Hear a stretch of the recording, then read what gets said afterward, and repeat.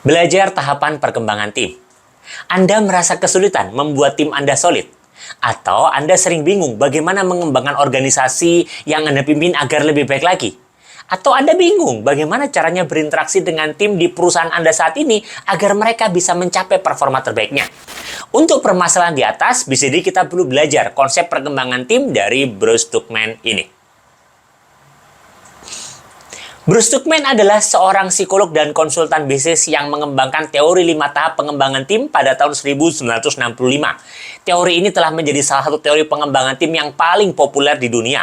Lahir di New York City pada tahun 1938, Bruce Tuckman memulai perjalanannya di dunia pendidikan.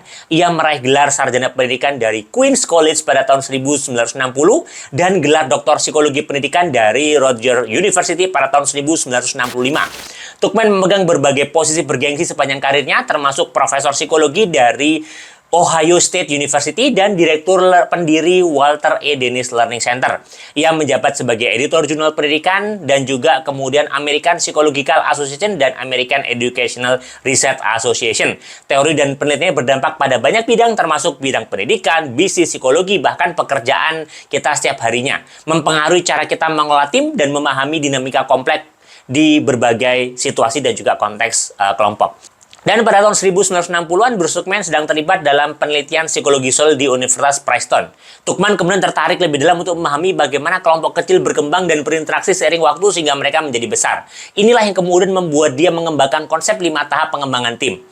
Makalah Tuckman yang berjudul Developmental Sequence in Small Group kemudian dipublikasikan dan kemudian dikenal oleh khalayak luas. Dalam makalah ini, Tuckman memperkenalkan model 5 tahap yang kemudian dikenal sebagai Tuckman Stage of Group Development.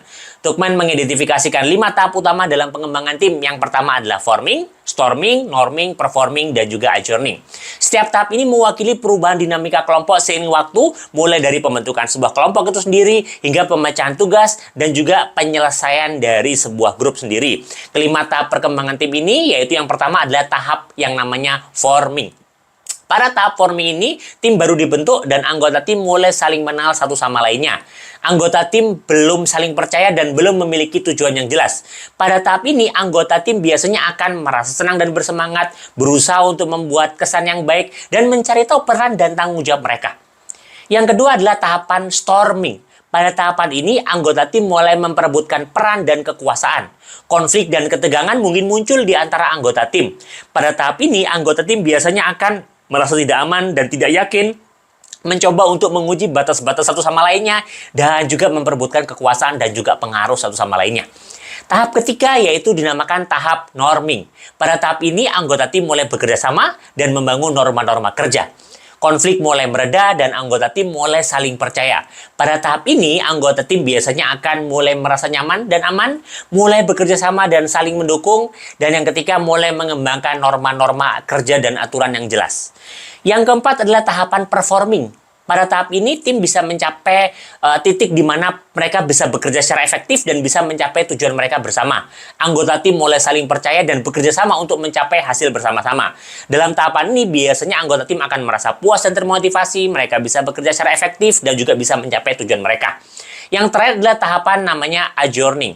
Pada tahap ini, penyelesaian tugas mereka ini ya mulai mereka membubarkan diri. Anggota tim merasa sedih karena harus berpisah, tapi mereka juga merasa puas karena mereka telah mencapai tujuan mereka bersama. Pada tahap ini, anggota tim biasanya merasa sedih dan kehilangan, merenungkan pengalaman mereka, dan merencanakan masa depan mereka. Teori 5 tahap pengembangan tim dari Bruce Tuckman adalah alat yang berguna untuk memahami bagaimana tim berkembang. Teori ini dapat membantu para pemimpin untuk memahami apa yang diharapkan di setiap tahap dan bagaimana mereka bisa mendukung tim mereka untuk berkembang. Berikut adalah beberapa tips untuk Anda bisa membantu tim Anda berkembang melalui setiap tahap. Yang pertama, kalau misalkan Anda leader di tahapan forming, fokuslah pada membangun kepercayaan dan komunikasi terlebih dahulu sebelum kita ngomongin pekerjaan. Yang kedua, berikan kesempatan bagi anggota tim untuk mengenal satu sama lainnya. Yang ketiga, berikan arah dan tujuan yang jelas terhadap setiap anggota tim Anda. Yang kedua adalah tahapan storming. Di tahapan ini kita perlu fokus pada penyelesaian konflik secara konstruktif. Yang kedua, dorong anggota tim untuk bekerja sama. Dan yang ketiga, berikan klarifikasi tentang peran dan tanggung jawab masing-masing secara jelas.